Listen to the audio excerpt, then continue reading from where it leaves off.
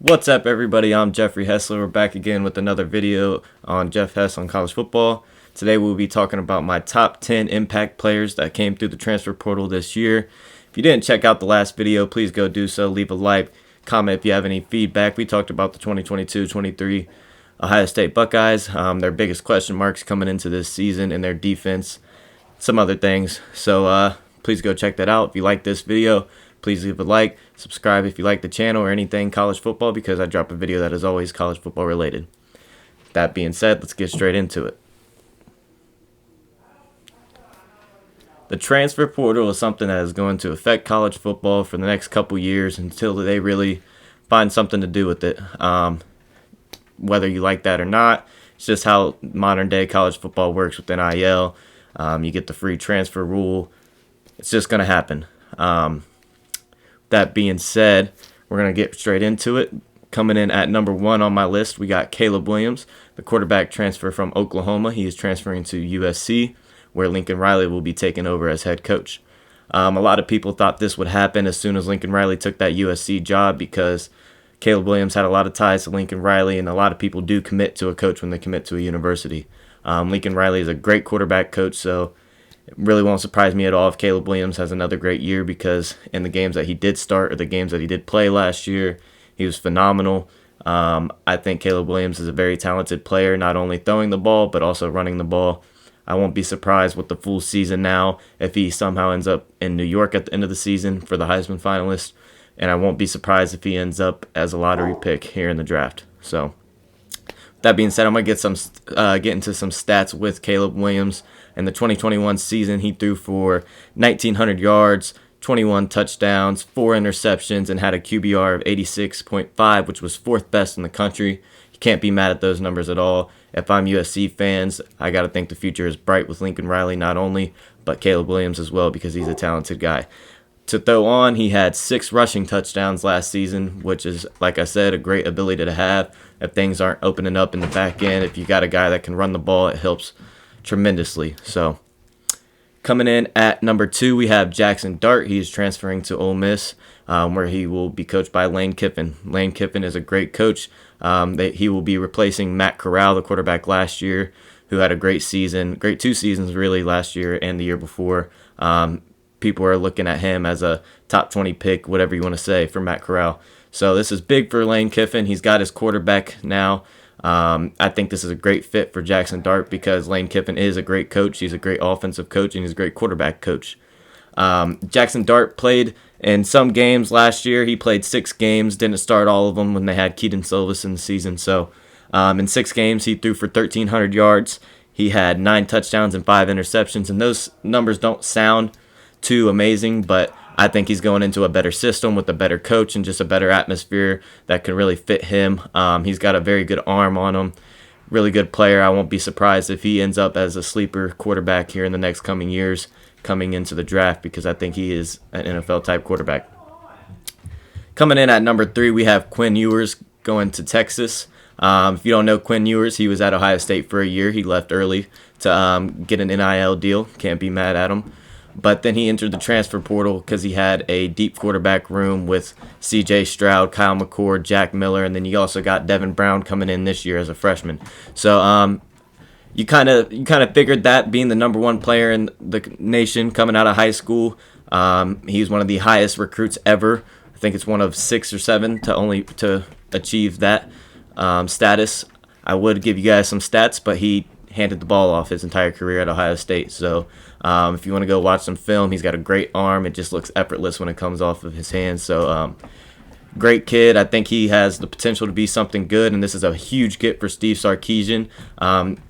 Quinn Ewers will have Bijan Robinson returning with them. He's got Xavier Worthy, a good young receiver, coming back to Texas. And then he's also got the transfer tight end Jaleel Billingsley from Alabama, who had a good freshman season. Didn't really play much his second year, but he is, I would say, his game models around Kyle Pitts to an extent. He's got great outside ability, a little bit on the smaller end when it comes to size, but I think he's a great vertical threat tight end, and I think Texas will treat Quinn Ewers very good. Coming in at number 4, we got Jamir Gibbs coming out of Georgia Tech. I think he has the ability to be one of the better running backs in the nation. He is transferring to Alabama, so he's going to have a great line. He's going to have a great quarterback with Bryce Young and just great coaching staff and everything. You know what you get when you go to Bama. This kid's ability between the tackles is very good. He has a one-cut ability and go. So I would compare him a little bit to a Le'Veon Bell, not in sense of his patience, but more in sense of finding a good hole between the tackles. He had 1,800 all-purpose yards last year, which sounds pretty good, but it's even more crazy when you take in the fact that he only had 746 yards on 143 carries and 4 touchdowns. So a lot of his yards were through the air and returning, and that's a big thing because in modern football, your running back needs to be able to catch the ball. So look for him to have a big breakout year at Bama. He also averaged 5.2 yards per carry. That's almost a first down every time you touch the ball. So you gotta be thankful for that, I guess you would say. Coming in at number 5 is Eli Rix. He is also going to Alabama. He was the number 2 corner coming out in high school. He was a very good ball hawk when he was at Modern Day. They gave him the nickname Pick Six Rix. I don't know if he gave that to himself or what, but he was a very good, highly touted corner who went to LSU. He played 2 seasons at LSU. One of his seasons got cut short, but coming into this past season, he was rated as one of the top corners alongside Derek Stingley, who was also at LSU. Eli Rix had 5 passes defended, 4 interceptions, and 113 interception yards along with 2 touchdowns while at LSU last season, okay? That is absolutely ridiculous. So 2 of his interceptions were pick sixes, of course. 113 yards on the returns. That's crazy. You can't ask more. He's a good, lengthy corner. He's needs to bulk up a little bit, I would say.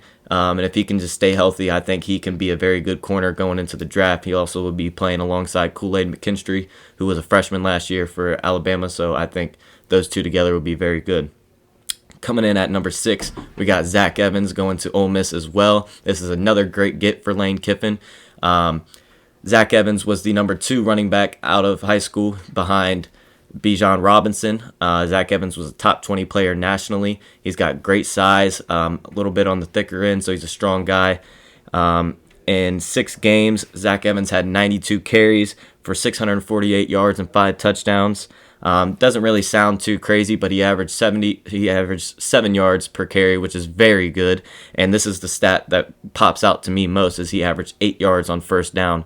And if you don't know why that pops out, when you can stay on schedule like that and get into second and short, that helps out your passing game tremendously. You can hit play action, you can go downfield, so on. So when you're getting 8 yards on first down, you can't really ask much more out of your running back. That's amazing.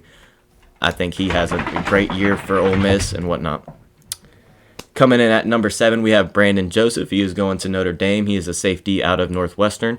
He was a highly touted safety this past season. He was supposed to be one of the higher safeties taken off the board. Things didn't work out that way. Went to Notre Dame, replacing Kyle Hamilton, who's a very good safety. I think he's going to be great in the NFL. So in 2021, Brandon Joseph had 79 tackles, 3 interceptions, and 4 passes defended. I think he's most remembered for his one-handed interception in the corner of the end zone guarding one of the better receivers in college football, Garrett Wilson. He can come up and make tackles. He's got good size, and he can cover very well. I think he's a great cover safety. So look for him to make an impact with Marcus Freeman in his first year, a defensive-heavy guy. So I think Notre Dame is a great fit for him. Coming in at number 8, we got Travis Dye out of Oregon. He is going to USC. Again, this helps Lincoln Riley and Caleb Williams because when you have a run game, that opens up everything in the pass game. So Travis Dye didn't start for Oregon last year. C.J. Verdell did, but Travis Dye definitely got his work in, especially after C.J. Verdell suffered an injury. In 2021, Travis Dye had 211 carries for 1,271 yards, 16 touchdowns, averaged 6 yards per carry. And his best game came against Washington when he had 28 carries and 211 yards, which is amazing. He put the team on his back and really won that game for Oregon as they escaped. But I think this is big for Lincoln Riley. Like I said, your run game opens up your pass game. So if you can't run the ball, you're probably not going to be able to pass the ball too well. So this is huge for them. I think USC has talent to make a decent run. I think they're my favorite coming out of the Pac-12 this year. So we'll see how things play out in Lincoln Riley's first season. Coming in at number 9, you got Jermaine Burton. transferring from Georgia to Alabama. He was the number 15 receiver coming out of high school, 4-star recruit, good size, physical guy, but he also has speed as well. This is big for Alabama and Bryce Young because they are losing John Mechie and they are losing Jamison Williams, who were big for them last year. Caleb Burton can really stretch the field like Jamison Williams in a way, not fully because Jamison Williams' speed was world class. So last year, Jermaine Burton had 26 receptions for 497 yards and 5 touchdowns. It's not the greatest numbers, of course, but he also didn't have Bryce Young throwing him the ball, so I won't be surprised if he's one of the better receivers in college football next year. I think him and Bryce Young will get along very well, blend well, and I think he'll fit in that offense, being a physical guy with great speed. So coming in at number 10, we have Jaden Daniels from Arizona State. He is one of the more older guys on this list. He played 3 years at Arizona State, transferring to LSU with Brian Kelly. This is huge for him because he gets his quarterback. He gets a veteran quarterback at that. So this can help out him in his first year. We'll see how it turns out for him. I honestly would have them 3rd or 4th in the SEC going into this year. We'll see more after spring and whatnot. But I think Brian Kelly will do a great job down there in LSU. So we'll see how it goes. And Jaden Daniels' best season, it was his first season in 2019. He threw for 2,900 yards on 17 touchdowns and 2 interceptions. A big thing about Jaden Daniels is his running ability. Like I said earlier about Caleb Williams, he can get out of the pocket, and that is huge. Well, in 2021, Jaden Daniels had 710 rushing yards, which is amazing out of a quarterback. He almost ran for 1,000 yards. So I look for him to make an impact at LSU early. He's a veteran guy, can help a lot of those new guys around. And like I said, that's huge, getting your quarterback, because this is a quarterback-driven league, whether it's college football or the NFL.